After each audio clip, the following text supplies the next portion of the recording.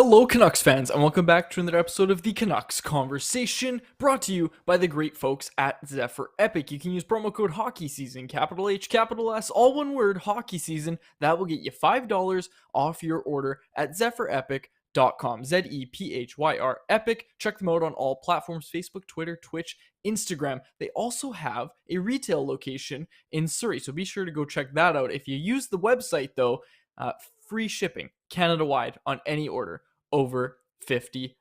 My name is Dave Quadrelli. I'm joined as always by the man who built the place, Chris Faber. Our technical producer today, as always, is Alex Allard. And Chris and I were in a who can dress better competition today. I busted out my bow tie. And Chris, you're wearing your Sunday best, I'd say. Yeah, this is my church clothes right here. When's the last time you went to church? Probably when I was 11 or so. All right. And Maybe your 12? clothes still fit you. Clothes still fit you. Miraculous. Oh, I was pretty early getting my growth spurt. What's it called? Growth spree. Growth spurt. Spurts. Yeah, I got an early growth spurt. Yeah, I've been spurting since I was 12. So now I'm same clothes. The only shirt I own, and I think I have it tucked away because I can't wear it anymore. The only shirt I've owned for like 20 plus years and has fit me since I was like 10 years old is a Toronto Blue Jays back-to-back World Series champion shirt, 1993 or 1994, one of those years. And that's the shirt's that old. It's from that time. Still got it. Wore it to the mill a bunch. There's a bunch of holes in it, but I got it tucked away in storage somewhere. It's a beautiful shirt. Back-to-back World Series champs, Toronto Blue Jays. I'm just realizing now this jacket doesn't fit like it used to. But no more time to talk about our clothes, For what Chris. reason? You're packing them on or getting skinnier?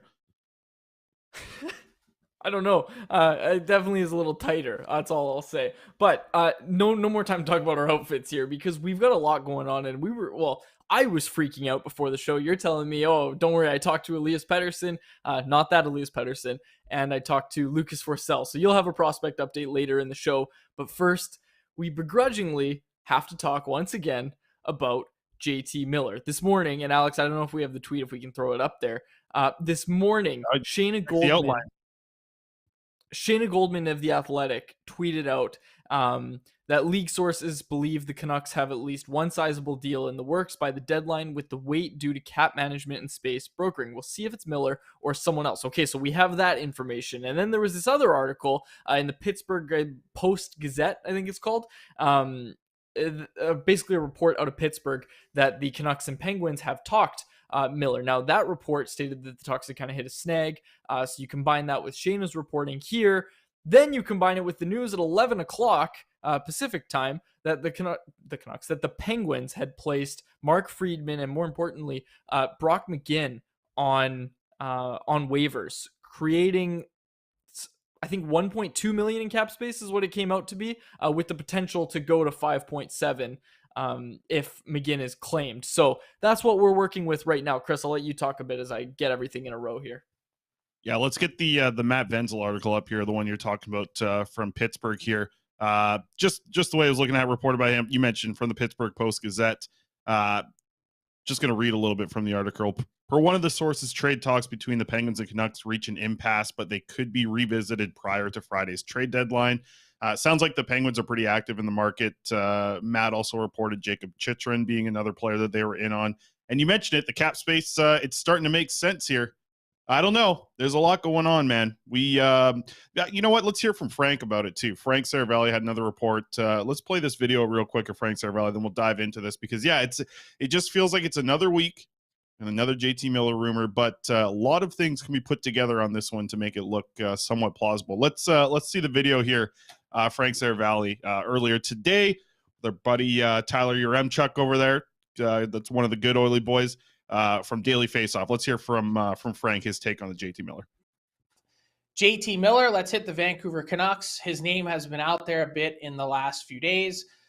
He is also, according to the team, week to week with an injury, but I did see a report yesterday that was from his agent that said he's only expected to miss about a week. So the question is JT Miller in play?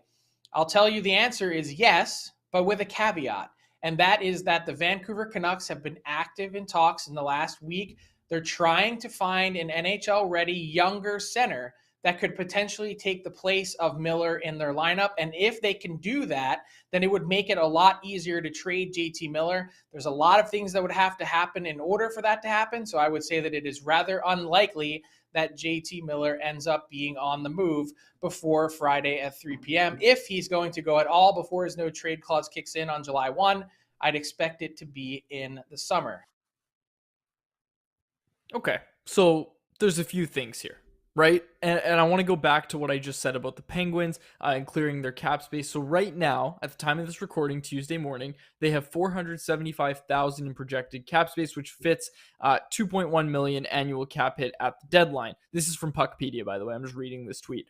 If McGinn and Friedman clear waivers and are sent down, they can fit a $4 million annual cap hit at the deadline.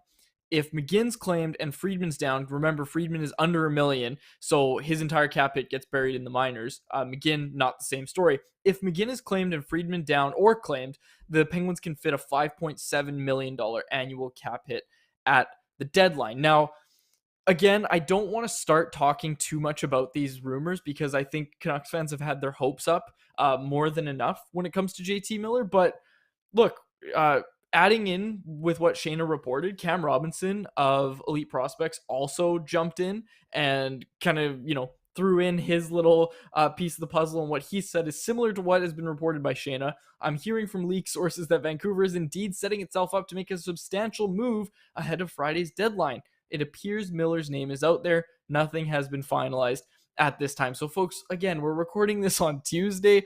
I even said to you, Chris, I was like, it doesn't even make sense to record today. Something's going to happen before Friday, and that's going to be a big show. But we have to talk about it. There's some smoke here. It seems like there's some smoke here with JT Miller. Yep. I feel like there's been smoke for a long time, and it'd be interesting to see if something actually comes to fruition here. I mean, this is an extremely interesting situation playing out here where a lot of rumors are coming out, but hey, sometimes rumors are just rumors. A lot of the times they lead to nothing, but we will see what happens. The weird thing is to see such a consistent theme being brought up here of, Canucks looking to make a big move. JT Miller's name kind of thrown around in a couple of different reports here. Yeah, I mean, tell you what, whatever they, I'm looking through the Pittsburgh pipeline right now. Not a lot of centers that are great options. You got Tristan Brose out of the University of Denver. Like, he's not a top tier center prospect. Philip Hollander in the AHL, not another, I don't even think he's a center. They don't have a lot of center prospects there to kind of go with. It doesn't feel like they have anybody on their roster they're looking to move. So the report from Frank a little bit earlier that we just played was like him saying that the Canucks need a young center coming back, or that's what they're looking for, at least in the trade. I don't know if you're really trading JT Miller, I don't think it's so much about the return. It's really about the direction of your team moving forward. Like, to me, the return really doesn't matter as much as the change of direction that this organization would be going through. So I don't think it needs to be a center prospect or a right D prospect. It's more just about making that decision and then making other decisions built off of that to find you a center. Like, is it draft picks that goes out and gets you a center? Is it a prospect that you want to develop that's a defenseman? Like, there's a lot of options that way to go. I don't think it needs to be something that you just have to acquire in a trade for JT Miller. It feels like you can build around with the added cap space that you're about to have, hopefully some draft picks coming back in a trade. Feels like that is the main thing that you should use to actually address the problem that you have, not necessarily the exact return for JT Miller. Corey Anderson in the YouTube live chat threw out the name Owen Pickering, and I know that's someone you and I both liked in the draft year last year. As we close out this conversation, Chris, I just want to get this in because people are wondering, oh, well, he's out week to week. How can the Canucks trade him? You can trade players that aren't on IR or LTIR. And it also begs the question, and this, again, not to sound too conspiracy theorist or anything here, but it also begs the question of why the Canucks haven't put him on IR or LTIR. We know the Canucks wouldn't want to sit him out for trade-related reasons, but his agent Brian Bartlett saying he's going to be out a week or so. The Canucks saying it's week to week, and a lot of this just seems strange, especially when you take into account the report, I believe Sunday night, that report was made that Miller was going to be sitting out for trade-related reasons, and then Monday morning it comes out that he's sitting out for injury reasons. I don't know, Chris. Like, something about it does seem fishy, and there's definitely smoke. Like, I don't think anybody can deny that there's definitely smoke here. which is obviously why we've talked about it. And again, it also begs the question, I keep saying again, but it begs the question of why haven't the Canucks put him on IR or LTIR, right? Like, how long are they really expecting him to be out? There'd be some short-term cap ramifications there from keeping him off and not having to call up another roster player. So that could be something to do with not doing it, especially if it literally is just like he's out for a week. There's not really a huge point of using your IR situation in that spot, just with how things you calculate up here. Like it also makes it like it's a stupid, ridiculous thing to deal with LTIR. But like same thing with with Oliver Ekman-Larsson. Like I think when you see that come down, that's going to change some things as well, especially before the deadline here. So that might be something that pops up. Maybe if that happens, it's like, okay, now there's really cap space being moved around here for the Canucks. This might mean that it's kind of the indication that a trade is actually coming. But yeah, some interesting stuff coming out of Pittsburgh there. They still have their first and second round picks the next 3 drafts. They have a third round pick as well the next 3 drafts. They have some options. And yeah, this meme from Always Sunny, this is the way that it's kind of feeling right now about putting all the pieces together here of JT Miller and the trade situation. But my question to you, Quads, is like we heard a lot of smoke last year, right? Or we saw a lot of smoke, whatever you want to say here. At the trade deadline, or specifically at the draft, right? Like that was when I think a lot of the heat cranked up around JT Miller. Is this hotter heat than it was at the draft, do you think? Because there's a lot of people like, along the lines of a big significant move coming from the Vancouver Canucks. This feels to me, temperature wise, pretty hot compared to even what we saw at the draft. It is. You're right. It is hot. Is it hotter than what we saw at the draft? I don't think so, because at the draft, it was kind of alluded to and reported that there was an actual deal in place that fell through, right? And I don't think we're anywhere near that yet based on what we've heard. Could we get there? Yeah.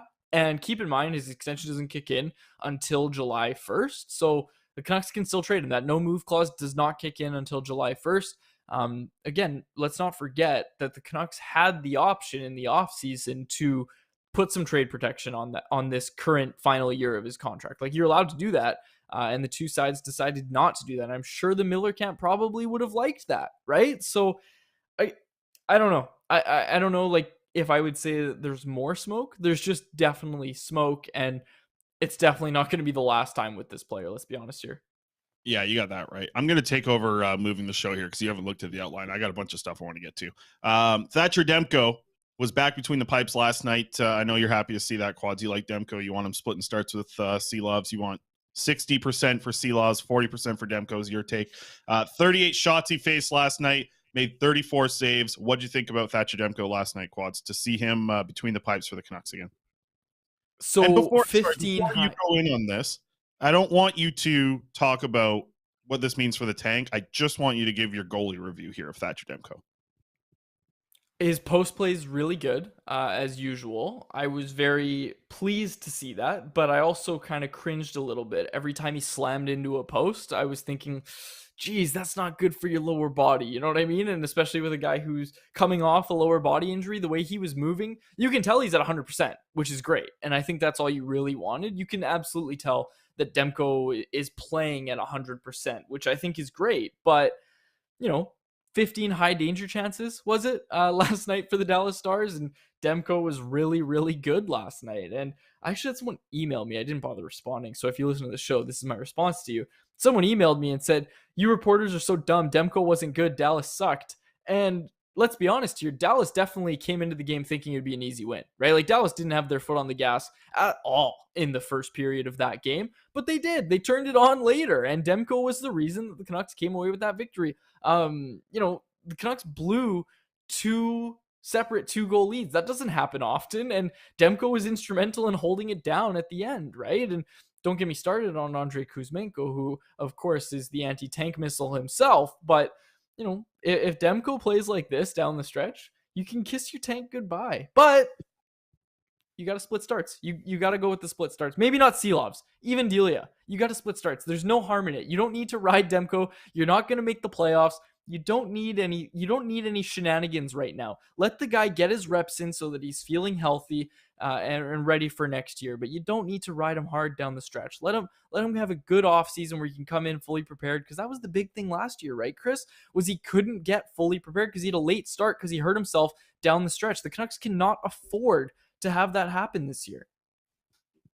Yeah, I agree with a lot of what you said, and specifically the stuff you said off the top there of like, I wasn't super worried, but I mean, yeah, you saw him, we saw that video that I think JPat tweeted out from practice where, he goes one way and kind of shakes out the knee a little bit. And I was just kind of watching for that yesterday, but we have the video here. Let's play this.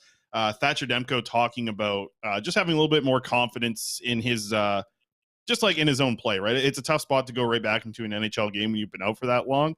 So let's just hear from Thatcher Demko, and I'll let you react to this one. I knew I was good to go coming into the game. I wanted to make sure that I had that confidence in my body before I was, fully back in the lineup and playing a game. So there was definitely no hesitation tonight. I would agree with that. Like, that's one thing you kind of look for, Chris, when a goalie, or really anybody, but especially a goalie for me, when they're coming off of injury, a lot of times you will see them be a little bit timid and a little bit scared, even if they're at 100%, to do the same motion that caused them to get an injury, right? And for Demko, that was a long extension. That's a big part of his game, right? It's a big part of a lot of goaltenders' games, and there was no hesitation from Demko, right? He was all in. It's good to see. It's good to see if you're a fan of the Canucks. Obviously Team Tank, I get it, all the implications of that, but I don't want to talk about that right now. We're happy to see that Thatcher Demko's healthy and that he was able to put it all together last night. You just want some stability, right? Like, you don't need him to steal you games. You just want to see some stability. Yeah, I'm with you there. And I got a good comment in here from Jesse Town that says, has to be split starts. Let Martin and Delia battle in a 3-goalie rotation, fight for backup job. Sure. Like, that's a story I can buy into. And maybe one of those guys can win, the backup job to start the season next year. I think the Canucks, it'll be interesting to see what they do with their backup position next season. We've heard some reports about them looking to get another veteran guy back there. I don't know. I think it might be a better option to go cheap next year with Spencer Martin. And hey, if it doesn't work out, his contract's up. You don't have to worry about it after that. So we'll see what happens. And a couple other comments to get here. People are saying it's going to be tough on Friday, because I tell you what, Quads, I think the reason why we were getting pretty hyped, like it's enough to hear JT Miller rumors and to hear all the rumors kind of popping up. We've heard that for years, it feels like. But to actually see some trades start to happen around the NHL, that was wild. Obviously reported by Frank Saravalli. Seeing that the Patrick Kane deal went through, seeing the return for that, I was like, ooh, that's not great. Not a great return. So, but just to see some of these big trades start to actually come to fruition and happen, it has been good, I think. And for Canucks fans that want to see something happen here substantial, we've seen reports of that as well. So I guess kind of just holding out to see what happens here. But you mentioned it. You didn't want to bring it up, but I got the reverse standings here. Let's take a look at what last night did for the Tank, because I do love me some scoreboard watching. Let's see our reverse standings. Did I get them in the work tape today? Yes, I did. Look at that. Vancouver Canucks currently the 6th best odds at winning the number 1 pick and picking Connor Bedard in the draft. Anything notable here, Quads, that you want to dive into before we move on? They got to hope that they catch San Jose and Arizona, but those teams are going to get worse at the deadline. That's the thing is, not to get anybody's hopes up, but that's why people are hopeful of a JT Miller trade. You look at what this team looks like. I mean, they just beat Dallas. Imagine if they had JT Miller last night, right? Like, we had this conversation about who's the second line center. Is it Stadnicka? Is it Dries? Is it Ratu? Those aren't great second line centers right now. And obviously Frank reported that if the Canucks do trade Miller, they would want to get a young center first. So something to keep an eye on. But again, you look at it and just these teams are all going to get worse, and the Canucks need to catch at least one of the teams ahead of them. Yeah, would love to see them finish in the bottom 5 of the league. Anaheim, hey, 3-game win streak for Anaheim. Canucks still what? They got 3 more games against the Ducks. Maybe that's the team you want to sneak through, but very close, right? The Canucks are at 53 points. Arizona's at 49. San Jose's at 48. Chicago and Anaheim both at 47. Columbus at 44. Here's the problem, though. It's Kuzmenko. It's Andrei Kuzmenko. If you're on Team Tank, I mean, everybody loves Kuzmenko. It's hard to hate him, but it's slipping away. The Connor Bedard is slipping away. Let's get this thing up here, Alex. Pull it up. The Kuzmenko slip is happening because he's been clutching up, scoring all these goals, gets the overtime winner last night. You can see Connor Bedard slipping out of the grasp of the Vancouver Canucks and slipping out of the grasp of Andrei Kuzmenko. It's tough times. You're seeing him slip away because of Kuzmenko's great hands, which is simile, something like that. I don't want to cry over spilled milk or rehash a conversation that we've had more than once, but you look at this and look, we all love Kuzmenko. Everybody loves Andrei Kuzmenko, but don't forget that right before that extension was signed, we were talking about how important it was that the Canucks trade him, that they sell high and they get another first-round pick. Imagine this team right now without Kuzmenko and with another first-round pick. Imagine that. Like, the mind wanders a little bit. But we do have an actual trade to talk about, Chris. Let's talk about it. Josh Bloom, acquired by the Vancouver Canucks in a surprise trade with Riley Stillman going the other way. No tank video coming up. Yeah, here we go. Josh Bloom, player card built. So they get this player for the exchange 1-for-1. It almost felt like Bob McKenzie seen the tweet last night. The trade was 1-for-1. Riley Stillman completely off the books. No retained salary cap or anything for this 19-year-old prospect, Josh Bloom. He's got 59 games played so far in the OHL. He was traded earlier in the year. He was with Saginaw before. Now he's with the North Bay Battalion. They are a wagon of a team over there in the OHL. Watch out for them. Hey, from what I've heard, you watch the Battalion. They might be one of these teams that ends up matched up against Lisa's Seattle Thunderbirds there in the Memorial Cup. Watch out. So Bloom, that would be great for him to get some sort of playoff run like that. He's got 26 goals, 32 assists. He's been great. I chatted with Austin Broad from the Charging Buffalo. They do some prospect coverage there. He was very high on Bloom, thinks that he's a top 10 talent in their system and the type of player that looks like he has the type of skills that are going to translate well to a bottom six role in the NHL. He's a great penalty killer. I know 7 of his 30 goals last season came on while he was shorthanded. And he just does a lot of little things right. Like he's not going to be a top 6 power forward guy. No, he's not. He might be the type of depth player that you like. But I tell you what, to get a 19-year-old in the system, first of all, for Riley, how did that happen? I don't get what a team is seeing in Riley Stillman. I can't believe this happened. The Canucks were just able to get a prospect of somewhat value in exchange for Riley Stillman. I can't believe it. People were quick to point out that Corey Stillman, Riley Stillman's dad, was an alternate captain with the Carolina Hurricanes with Kevin Adams, who is obviously the Buffalo Sabres general manager. That's all I'm going to say. I don't know, Chris. I think that trade caught everybody off guard. Buffalo fans were pissed about it. And, they were saying stuff like, oh, well, maybe he can, find his game here. He can't be worse than this guy. And then they start looking at player cards and numbers and all that sort of stuff. And they say, oh my gosh, he is worse than this guy. And look, I guess the Canucks' efforts to showcase him worked, because look, Riley Stillman played a lot under Rick Tocchet. For all the times we talked about Bruce Boudreau putting Stillman in the lineup when it clearly wasn't working, he played heavy minutes with the Canucks under Rick Tocchet, and he actually did okay. Like, Riley Stillman actually has been decent the past 2 weeks. I'm not going to lie.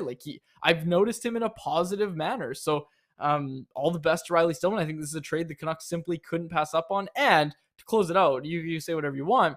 It does soften the blow of giving up a second-round pick for Jason Dickinson, right? Or with Jason Dickinson, to get out of his money. Because I think, Jason Dickinson and second round pick, if you trade that to Chicago and you got Josh Bloom in return, I don't think you're too upset about that, to be honest with you. Yeah, that's probably somewhat true. I think Bloom's interesting because he was one of those guys that missed their whole draft season because of COVID. They shut them down in his draft year. He's same kind of boat as Connor Lockhart. So, hey, when you miss your full draft season and you're still selected in the top 100 of the draft, there's only 12 guys in the OHL that were taken in the first 3 rounds of that 2021 draft. Bloom was one of them. So you got to think that he's one of those top 12 guys out of the OHL in that draft year. And I mean, that's an impressive little spot to be in anyways, and tough to really scout these type of guys when they don't have a season, right? He wasn't playing in the OHL before that either. So a very interesting prospect here. Somebody wanted to take a risk on him. So the Canucks are now going to take that risk. He was just selected, right? Like not this past draft, but the year before that. So interesting one. And to me, it's another one. It's another little win Like these trades that have happened with Patrick Allvin at the helm, this one we haven't been able to use this graphic in a long time because the Canucks aren't really getting wins back to back, which is fine. I'll tell you what, wanted to use this graphic today. DJ Khaled, another win for the Canucks here. I think this is a great trade through and through. I can't, I almost can't believe it. Like I can't believe this was possible for Riley Stillman. I tell you this all the time. Back when I used to be able to get to Abbotsford practices, you could tell at an Abbotsford practice which player moved the puck like an NHLer, which player made passes like an NHLer, received passes like an NHLer, did all these things at an NHL level. And then you could be like, okay, he should be up in the NHL instead of playing in the AHL. I felt the same way with Riley Stillman. Just the opposite. I was like, okay, like fumbling pucks in practice, everything. So the Canucks to get a player back that has somewhat value, I'm still just shocked about it. So excited about Bloom. People already asking where he ranks in the top 10 prospects. What do people expect here? Like everyone with that Ratu, like, is he the number one prospect right off the bat? We just found out the trade happened 20 minutes ago. I can't just I'm not going to lie and make it up and stuff. You got to watch this kid play a little bit. I don't know what to tell people online on Twitter. Everybody in my replies yesterday, where does he rank in the top 10? Dude, they just traded for him. I've seen a 3-minute clip where he scored every goal. And shout out to Cam Robinson. He's got a couple mentions. He might have to come on the show here pretty soon. But he had I don't know. It took him about 12 minutes. He had all of them up. I just about got to 20. I think I was at 16 or 18 of the goals, and then Cam's got the video. I said, you know what, I'll just pack it in. So he beat me to that one. Doesn't happen often. Alexa Potak, she gets me a couple times on the Forsell goals, but I beat her today. So let's dive into that right now. Odds and ends. Lucas Forsell, the dude cannot stop scoring, and he's going to be rewarded on Canucks Combo later this week. Lucas Forsell stopping by, and we get him on the show. Excited for that. He scored his 4th goal in his last 4 games in the SHL. I got to get you the clip here because it was another nice one from Lucas Forsell. Let's blow it up here. Blow it up, Alex. What's going on here?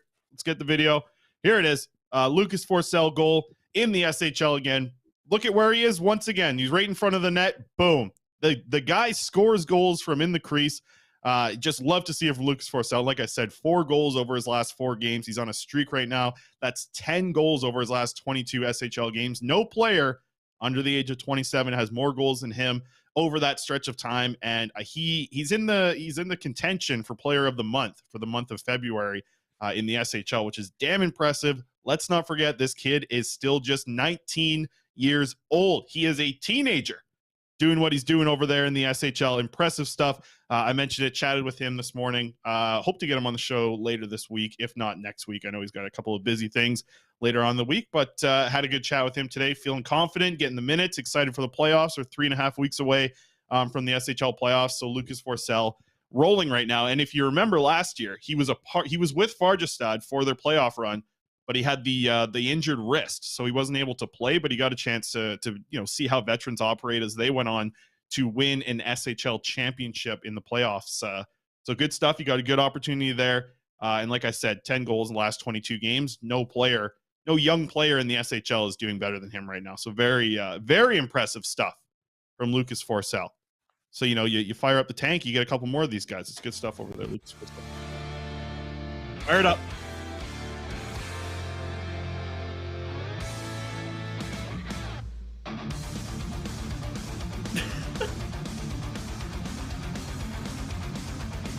Okay. Okay, Alex, this show is going off the rails. Alex is hitting every button on his board. Okay. Alex's computer's going to crash. He's got 2 different videos going. He's got the quad sleeper cam. He's got the rock music going. I don't know what Alex is running over there, that computer, but probably need an extra fan on that thing. Okay, I read the Blackfish report. I edited it. So there's more. You have more than just Forsell. Elias Pettersson with a big week. Yeah, DPD, I chatted with him this morning too. He's doing good. He's feeling very confident about his game. Picked up another pair of assists for him. So listen, Forsell, he's got 4 goals over his last 4. Elias Pettersson, DPD, he's got 5 assists over his last 5. He's rolling. Asked him about his confidence. He says it's at the best it's been this season. It's still growing, and I think that part of it growing is something that's helping him physically as well, because he's throwing the body, man. Like, this is the thing that you like about DPD. There's a reason why he's our number 1 prospect. And now that I've even had some time to watch Ratu, I still think Elias Pettersson might be the number 1 guy. just the way that I'm watching him develop as an 18-year-old kid, what he's doing in the SHL, or I think he just turned 19. But DPD over there, like I said, 5 assists over his last 5 games. I had a good chat with him this morning. He's not coming on the show anytime soon, but it was good to hear from him. The confidence is high. He's on a good team. It's going to be fun to watch. And these two guys just went up against each other just the other day. I think, was it Monday or maybe Saturday? Something. They just played against each other, Forsell and Petey. So good stuff from those two prospects over there. Yeah, absolutely. And you're going to be, I don't know if you want to announce this right now, but I'll preemptively do it for you. We're going to be doing some video. Blackfish is coming back to the video. So be sure to subscribe to the Canucks Army YouTube channel as we race our foes over there at Leafs Nation. We're catching up. We passed them, didn't we? You're on the YouTube. Where's Alex? We passed them, didn't we? You're on the YouTube. Where's Alex? Alex, what's going on the YouTubes? Alex, do we have an updated ranking? We kind of put Alex on the spot there. But we want to get 1,000 subscribers. If we get 1,000 subscribers, we can live stream from that account instead of this Nation Network one, which we share with the Leafs Nation. Yeah, if we get 1,000, I can stop eating Mr. Noodles every night because that's all I can afford. If we get 1,000, I heard I get to maybe have craft dinner instead of Mr. Noodles every night. It's so cheap. The Nation Network folks, they want to get us over on the Canucks Army, so they better figure it out. 1,000 subscribers. But yeah, we'll drop some videos there. The weekly Blackfish report. Going to try and do I don't know how long it's going to be. Might be a minute, might be 3 minutes. We'll see what happens with it. Do something over there on the YouTube channel. But head over there if you're watching now. Subscribe. Canucks Army. Yeah, I just want to get the live show over there. I know everybody in the comment section feels the same way. We just got to get to 1,000. Then the bosses, Quads, and all the other guys over there, they're going to come together in their little circle. They meet once a month in the woods, put on a bunch of masks, and then they'll let us know we can do the live show over on that YouTube account. Okay, before we get to Betway, I quickly want to get this in, Chris. Like I said, recording this on Tuesday. On Wednesday night, we're hoping to get there. We'll see what happens with the trade market. But the Surrey Eagles and the Coquitlam Express are going to be playing in Coquitlam, the Pond at Poirier. Shout out Express, and obviously shout out Eagles, because we're going to talk about Wigs for Kids BC. But you and I are hoping to get to that game, Wyatt as well. So folks, if you're looking for some good hockey, come on out to Poirier. You might get to see Faber and I if we end up going. I think we're going to go. But Wednesday night at Poirier in Coquitlam. Beautiful little facility there. You should definitely head over. Surrey Eagles versus Coquitlam Express. But we want to talk about Wigs for Kids. As you've heard us talk about before, folks, the BCHL Surrey Eagles are proud to be partnered with Wigs for Kids BC and the BC Children's Hospital Foundation. Wigs for Kids BC provides funding to cover the cost of custom-made human hair wigs for children and teens at BC Children's Hospital who have suffered hair loss due to cancer treatment or other serious illnesses. Donations to Wigs for Kids BC also help families pay for medications and feeding supplies that are essential for treatment but not covered by their medical plan. When a child has a serious illness, it takes an enormous toll on the entire family, both emotionally and financially. The assistance that Wigs for Kids BC provides makes the family's burden a little lighter so that they can focus more of their time and energy where it should be on caring for their sick child. The Eagles play-by-play broadcaster, get it up, Alex, and our pal, Joey Pitt, who's got one heck of a head of hair that he's hit Chris in the face with on multiple occasions, is trying to raise $15,000 for Wigs for Kids BC this year, culminating in him shaving his head at the end of the season and donating it to be made into a wig for a lucky kid in the province.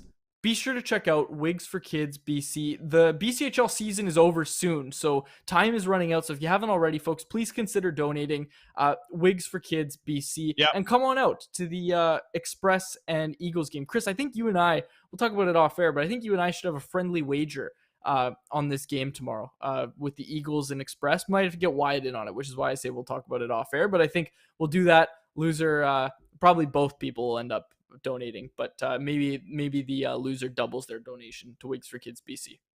Yeah, you betcha. I'm rolling with the Eagles. You know, my Eagles, my team there. The Nanaimo Clippers, we're not in good books right now.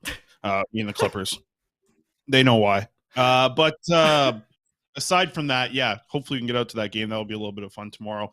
Will be interesting, man. I'm like, it's been a weird kind of run up to the trade deadline, and I'm curious to see how busy the next, not necessarily 3 days are, but I'm curious to see what the next kind of 24 hours holds, right? Like, from here on out, I do think that, seeing the domino of Patrick Kane be traded fall, pretty early in the week on the Tuesday here, I think really sets up teams to say, okay, this is what the Rangers have done. This is what we should do. I just think the pressure point now is really on. We've already seen a trade come down while we've been doing the show here, with the Toronto Maple Leafs acquiring a first-round pick in exchange for Rasmus Sandin. So, like, we've seen a lot of stuff pop off of today. Like, it's going to be interesting to see how this plays out. And the reports, it sounds like JT Miller on Wednesday because of cap reasons. So we'll have to see what happens there. I'm just very curious. I think the floodgates are starting to open. And it might be a slow Friday, right? Like, things might get done here, I think, Wednesday, Thursday, kind of getting you into the weekend here. And, oh, man, it's just, if the Canucks end up actually executing a JT Miller deal, I really love the direction of the organization from that move. I mean, it really is a step towards rebuilding, retooling. I don't care what you want to call it. It is just, to me, it's a great view of the future of this team and an actual direction that we just have not felt like we've received from the organization over the past few years. That 1000% screams direction. And when you kind of combine it with some of the other moves they've made this year, like, it trends with them, right? Like, it trends with trading Bo Horvat. It trends with, trading Riley Stillman. It trends with, a lot of other things that this team has done to kind of build some younger players up, whether it be the Ethan Bear trade or, getting a guy like Jack Studnicka even and having him hop in your lineup. Like, it tracks with a lot of the same direction. I think that's something we've wanted for a long time, is for the actual direction to be consistent with this team. And trading JT Miller before the deadline here would, in my eyes, track with the consistency of this team over the last little bit. Okay, before we get to Betway and wrap up the show here, I'm going to ask you a question. I'm going to put you on the spot, so I'll answer it first, as I usually do. Do the Canucks make more than 2 trades from now until Friday? Recording this on Tuesday. They've already traded Riley Stillman and Josh Bloom. That's not included. Do they make more than 2 trades ahead of the deadline? Yeah. 2 trades. So I think Luke Shen you can automatically say. So I think that's it. So you're wondering if they make one more. Well, like, what do you do? Do you set the over at 1.5 or 2.5? 2.5. So they have to make 3 trades. Sure. Yeah. I don't think they make 3. I do think they make 2 trades. Would be contumacious is my word of the day. I'm not even going to try it, but it means rebellious. I was trying to fit it in there. That didn't work out well. But it would be rebellious, like I said. The other word, I'm not trying to say that thing one more time. That's I tried using what's the how do you say it? Fanatical? Is that how you say it? The way that it's written out, it's supposed to sound the way that it's written out, right? That's what it's called or something. Phonetics. All right, maybe we should just wrap the show up. And phonetically is what you're looking for. I think there's going to be more than the Luke Shen. I do. I think there's going to be 2. I don't know, man. If they ended up moving JT Miller, I think a lot of Canucks fans would be very excited about the future, a lot more than they're feeling right now about the future. And I think that's something that Canucks fans should try and be latching onto, right? Because they're not winning in the here and now. You got to latch onto the future. And I do think that moving JT Miller is better for the future. That's how I feel on the situation. I think it's 3, and a reason I think that is because we just saw Riley Stillman yesterday. This team doesn't let a lot of stuff get out, and when it does, it's usually pretty prescribed. So I'll say 3. I'll say there's 3. I think we see Shen. I think we see a deal with Pittsburgh, whether that be a Brock Besser or a JT Miller. I don't think it's going to be both. And obviously, as we showed earlier in the show, Frank Saravelli saying that it's unlikely to happen. But I think one of those, so there's the Pittsburgh trade, a Shen trade. And then I think there's a surprise one. Like, I think it could be even someone like Dakota Joshua that a playoff team's looking at and just wants to shore up their bottom 6. Like, I know for a fact, and I'm not reporting that he's on the trade block or anything like that, but I know for a fact that in a lot of teams' pro scouting meetings, they looked at the Canucks roster and said, this guy's bad, this guy's bad, this guy's bad, not worth trading for, not worth trading for. And then they said, we like Dakota Joshua. Dakota Joshua is just liked around the league. There are multiple teams that really like Dakota Joshua.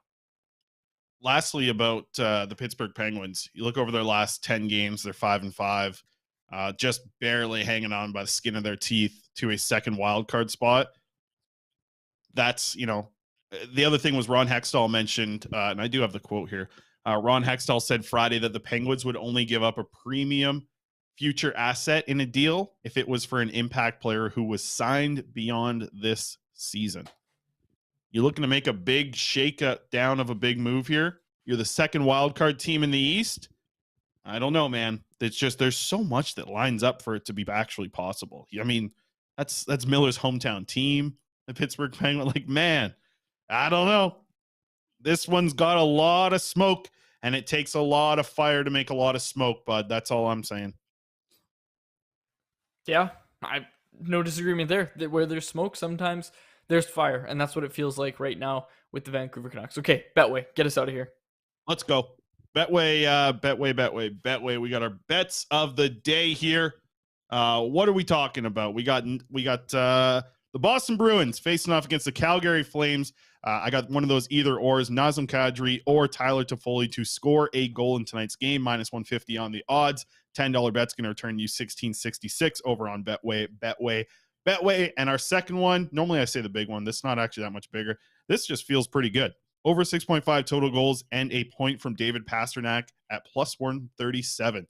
$10 bet, that's going to return you $23.75. If Quads were to hit on that bet, he'd be down at Toys R Us picking up the cheapest Lego set possible. He's picking up the Goldfish in the bowl, $23.75. Toys R Us. Those are our bets of the day. All right, we'll wrap it up there. Who knows what's going to happen when we're back tomorrow, folks, but we will be back tomorrow, and we'll be here all week leading up to Friday's trade deadline. Like I said, we'll wrap it up there. If something does happen, we will be emergency show. We got to get once the deal happens, I'm giving it 30 minutes from when it's broken for us to be with the podcast. I don't know if we're going to be live here, if we're going to do on the podcast, but if something does happen big, just people know out there that emergency podcast is on deck. It's ready to go. We're not messing around. So we'll see what happens. The Leafs did another thing, Commander Vander says in the chat as well. So things are really starting to heat up here. Things are moving. That is, we might be back later. To the Islanders. Yeah, Pierre Engvall to the Islanders. To the Islanders. Yeah, we might be back tonight. We'll see what happens. But for now, a little bit of a strange episode with everything. A lot of smoke in the air, storm clouds in the sky. The winds are a blowing. The tanks are a rolling. The snow's falling, and maybe we'll see a huge, monumental trade. Did I use that word right? I don't think so. All right, that's it for me. I think I have shown how stupid I am on this episode. So I've tried my best. I'll put the mic down now. Okay, are you done? Okay, perfect. For my co-host Chris Faber and our technical producer Alex Allard, my name's Dave Quadrelli. Thank you so much for listening to another episode of the Canucks Conversation. Let's go! Watch it turn!